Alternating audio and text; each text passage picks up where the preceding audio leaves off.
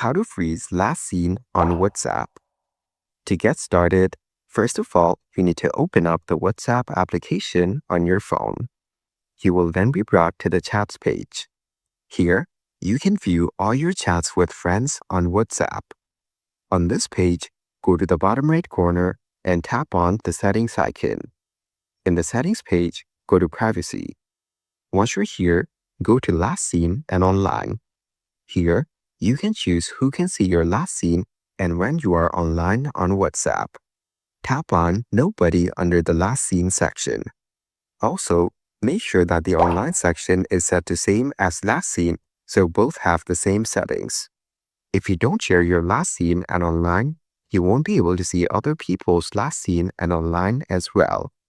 You can also choose My Contacts Except to share your last seen and online with your contact except a few selected ones. Following these steps, you can easily freeze last seen on WhatsApp.